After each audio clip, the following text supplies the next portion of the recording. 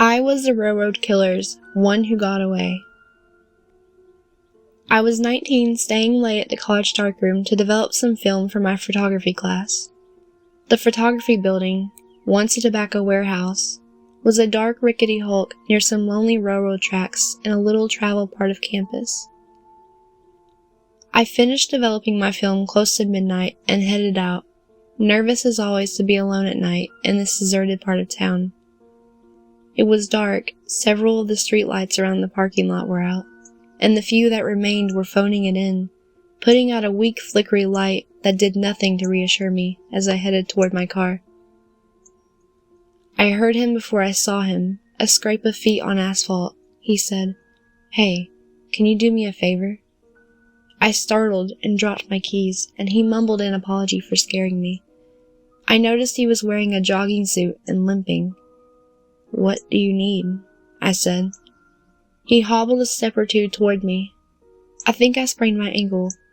Could you take me to the ER?" The university hospital was a short distance down the road. I hesitated. The guy looked perfectly pleasant, and he did seem to be in pain. But I'd recently finished a book about serial killer Ted Bundy, who lured some of his victims by pretending to have a broken arm and asking for their help carrying books to his car.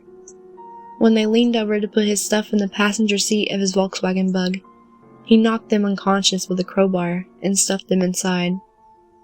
This scene played across my mind as I looked at the guy. It also occurred to me to wonder why the hell anyone would want to jog in this creepy part of town. "I'm sorry, I can't do that, but I could call somebody for you. There's a phone in the photography building there." "There's nobody to call. I just moved here. I don't really know anybody. Can't you just drive me? It's right down Limestone Avenue." He leaned against a car and winced as he reached down to rub at his ankle. "I'll call you an ambulance," I offered. "No, I can't afford that. I don't have health insurance. Can you just drive me? I'll pay you $20. There was something in the way he said this last bit, something wrong. Like that exercise in my acting class where we had to recite "Mary Had a Little Lamb" as though we were delivering a tragic monologue or a furious rant.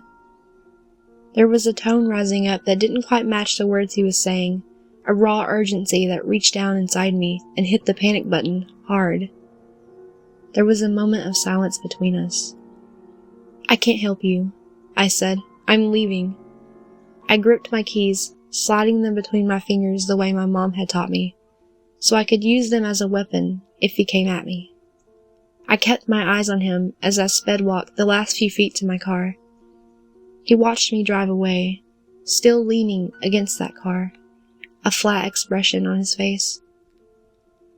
Away from the dark parking lot, driving through campus with my music turned up, the fear faded.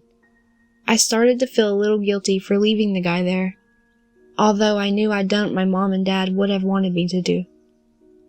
I was about to turn into my dorm parking lot when I realized I needed to pick up some stuff for breakfast the next morning, so I turned around and headed back in the direction I came. About a minute down the road, my stomach clenched. There was the guy in the jogging suit, running along the sidewalk. His ankle was perfectly fine. Later that summer, 2 students at my college were attacked by those same railroad tracks. The girl survived, but her boyfriend died. The man who attacked them was a serial killer dubbed the Railroad Killer by police. He murdered dozens of people across several states, most of them near railroad tracks. I didn't see his mugshot on TV until years later, but the picture broke me out in the same icy sweat I felt when I saw that guy running down the street. I can't be 100% positive, but my gut tells me I escaped a serial killer that night.